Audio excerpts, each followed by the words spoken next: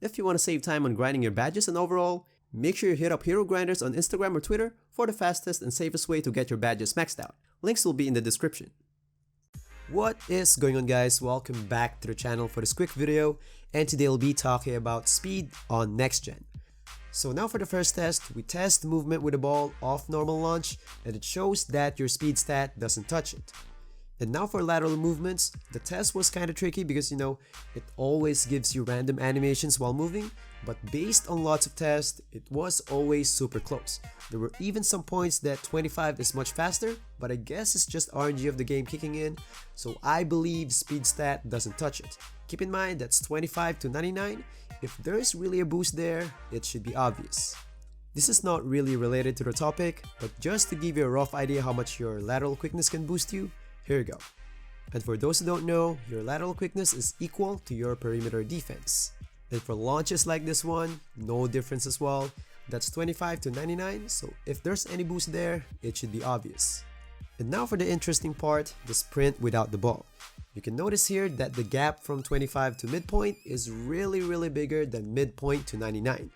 Meaning, as you get past somewhere in that line of 6 or probably late 50s, the boost starts to drop.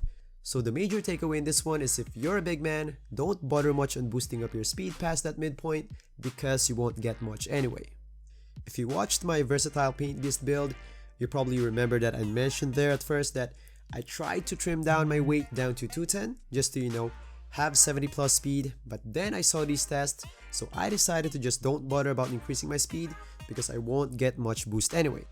So before we go to the next part, just want to invite you guys to like the video if you're liking it so far, and please drop by the channel for lots of other videos. Made a lot of good ones recently. And of course, subscribe to tune in for upcoming ones. I'm trying to reach 100k subs before the end of the year, so your sub will be much appreciated. And please leave any feedback or any recommendation for a topic. So now going back, now that we know what speed stat can do and cannot do, now it's time to see the impact difference between bigger builds and smaller builds. So as you can see here, it is pretty more balanced compared to bigger builds. I know it's still not even, but that's still a decent gap between midpoint and maximum. So now for the summary, the only thing that speed does is your sprint without the ball. And for the most interesting part on these tests, if you're a big man, don't bother much about raising your speed so much. Mid 60s will be fine. You don't get much boost past that anyway. And for smaller builds, sprinting without the ball is really important, so just put as much as you can. Don't be discouraged on that boost drop here.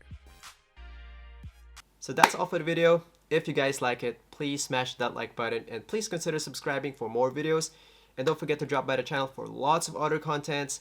And as always, stay safe and happy gaming, guys. Peace.